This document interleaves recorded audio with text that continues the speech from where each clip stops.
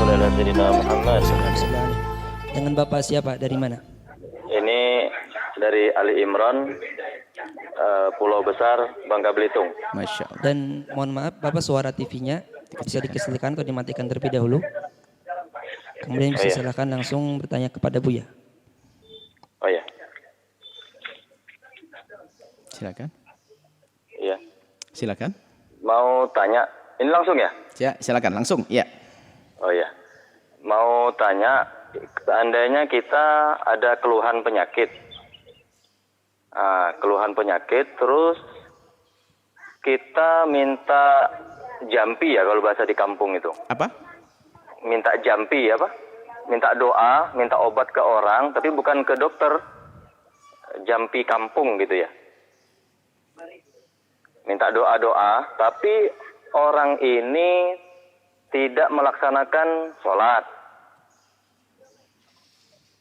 Dia nggak sholat, dia nggak puasa, tapi kadang-kadang doanya itu diijabah atau sembuh gitu penyakitnya itu.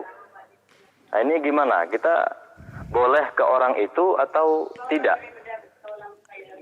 Baik. Ya. Itu aja. Terima kasih. Assalamualaikum warahmatullahi wabarakatuh. Assalamualaikum warahmatullahi wabarakatuh. Di dalam bab penyakit, Allah memerintahkan kita untuk ikhtiar mencari obat. Sehingga tidak ada sakit yang Allah turunkan kecuali ada obat yang Allah berikan. Di antaranya cara berobat adalah kepada ahlinya, tabib dokter. Di antaranya cari obat lagi adalah dengan cara ruqyah. Jadi jangan sampai orang yang fanatik ruqyah nggak mau ke dokter, salah. Ruqyah adalah salah satu cara pengobatan. Ke dokter adalah salah satu cara. Jadi cara berobat itu baca-baca. Jangan sampai dokter nggak mau ruqyah, pakai semuanya. Lah ruqyah ini adalah pengobatan melalui alfadun khossotun, lafaz-lafaz yang khusus. Ya.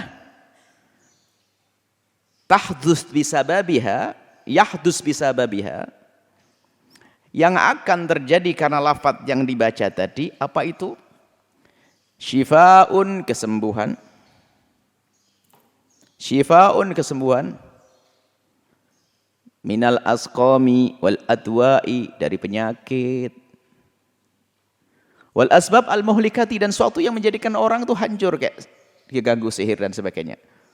Maka doa yang dibacakan itu namanya ruqyah. Kalau ditulis namanya jimat. Makanya jimat sendiri nanti hukumnya sendiri. Tidak semuanya syirik, dilihat dulu niatnya seperti apa. Kita bebas, kita lepas dari ini. Jadi lafaz doa kalau dibaca namanya ruqyah. Ruqyah itu dengan Al-Quran, dengan nama-nama mulia, nama-nama Allah dan sebagainya. Ruqyah. Berdoa. Itu ruqyah. Istilah ruqyah ya, doa. Tapi pakai diganti dengan bahasa lokal, jampi-jampi. Ini bisa bermasalah nih. Maknanya mungkin ya itu doa, tapi kalau sudah pakai bahasa jampi-jampi ini masuk wilayah pedukunan ya. Ya doa-doa usah, kita lupa dengan kalimat jampi-jampi lah. Doa-doa. Baik. Doa. Jadi doa berarti kan Anda datang kepada orang yang mendoakan. Dan tadi kita tahu ruqyah atau berdoa, ini adalah salah satu cara pengobatan, seperti satu lagi pengobatan dengan cara ke medis. Baik. Orang cerdas akan mudah faham. Kalau ke medis, kira-kira Anda datang ke medis yang sudah dapat sertifikat praktek dokter atau dokter abal-abal. Dokter bohongan. Sudah tahu dia tuh waktu di sekolah nggak lulus, nyogok lagi, dia bohong dia. Dia sebenarnya bukan dokter beneran dia. Wong dia suka salah-salah kok. Tapi ada orang datang ke sana sembuh, kebetulan sembuh dia. Tapi ada yang kena yang lainnya dia. Dikasih obat asal, pusingnya hilang, tapi tak taunya apa? Penyakit yang lainnya kena karena dokternya bukan dokter hebat ya.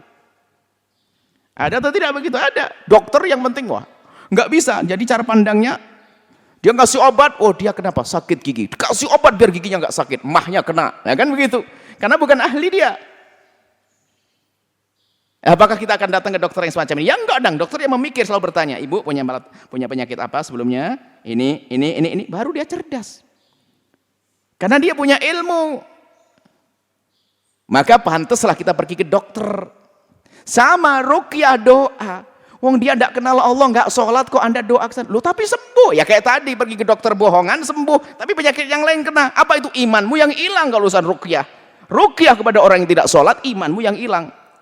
Apa imannya hilang? Nanti lebih percaya kepada orang yang tidak sholat daripada yang sholat. Hanya mencari kesembuhan. Hati-hati. Ini tidak ada beda sebetulnya dengan pergi ke dokter. Sama pergi ke tempat ulang ahli ruqyah yang mendoakan kita. Kalau dia orangnya soleh, ahli ibadah. Tapi didoain sembuh. Tukang sihir pun juga bisa kok. Dia pakai komat kamit sembuh. Kenapa? Dibantu syaitan agar semakin jauh dari Allah. Jadi nggak boleh dong kalau memang terbukti dia tidak sholat. Kecuali Anda tidak tahu kapan sholatnya. Itu beda. Karena sholat nggak harus lapor kepada Anda. Tapi kalau sudah terbukti dia tidak sholat, nggak perlu kita minta doa. Karena apa? Bagaimana akan dikabul oleh Allah? Karena apa? Dia sendiri tidak sholat, tapi sembuh. Bukan dikabul oleh Allah, istidraj. Justru akan menjadikan sebab terjerumus kita. Sehingga kita akan semakin percaya dengan orang-orang semacam itu.